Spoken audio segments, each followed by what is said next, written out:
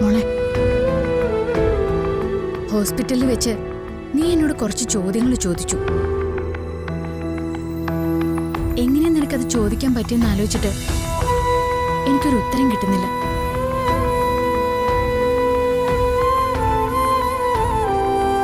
ആദിയുടെ സ്നേഹം നിന്നിൽ നിന്ന് ഞാൻ തട്ടിപ്പറിച്ചതാണോ? അവനെ നോക്കാൻ വേണ്ടി നിന്നോട് ഞാൻ മത്സരിച്ചതാണോ?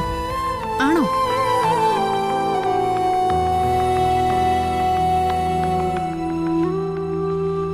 അവൻ കുഞ്ഞായിരിക്കുമ്പോ എടുത്ത് നിന്റെ കയ്യിൽ കൊണ്ടുവന്ന് വെച്ചിട്ടില്ലേ ഞാൻ? അവനൊന്ന് ഉറക്കം പറഞ്ഞിട്ടില്ലേ ഞാൻ? അപ്പോഴൊക്കെ നീ ഒഴിഞ്ഞു മാറില്ലാതെ എന്താ ചെയ്തിട്ടുള്ളത്? ഒരിക്കൽ അവൻ പനിച്ചു വരച്ച് കിടന്നപ്പോ കുറച്ചുനേരം ഒന്ന് അവന്റെ അടുത്ത് ഇരിക്കാമോ എന്ന് ഞാൻ ചോദിച്ചു. അപ്പൊ നീ പറഞ്ഞത് ഓർമ്മയുണ്ടോ? എനിക്കതിനെ കണ്ടൂടാന്ന്.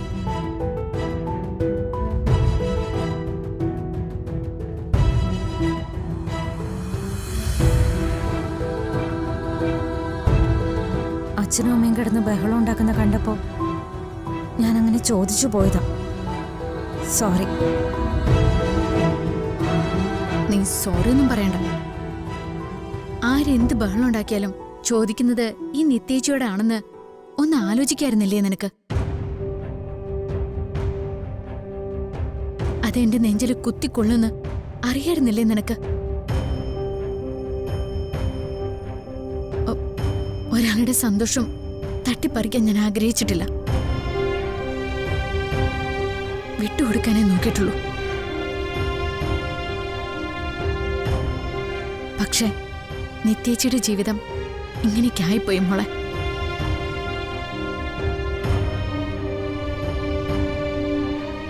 ആദ്യം നിന്റേതാണ്.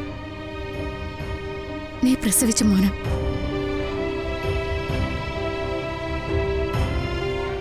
അതിങ്ങനെ 1000 പ്രാവശ്യം പറഞ്ഞ് നിത്യേച്ചി മനസ്സിൽ പതിപ്പിച്ചിട്ടുണ്ട്. പക്ഷെ എന്നാലും ഈ ശീലം എന്നൊക്കെ പറയുന്ന ഒന്നുണ്ടല്ലോ. നിത്യേച്ചിയുടെ ശീലങ്ങളൊക്കെ അവന്റെ കൂടെയല്ലേ? അവനെ കുളിപ്പിച്ചൊരുക്കി അവന് ഭക്ഷണം കൊടുത്ത് അവന്റെ കൂടെ ഇരുന്ന് അവനെ കഥ പറഞ്ഞുറക്കി. അതല്ലാതെ ഒരു ദിവസം നിത്യേച്ചിയുടെ ജീവിതത്തിൽ കടന്നു പോയിട്ടുണ്ടോ?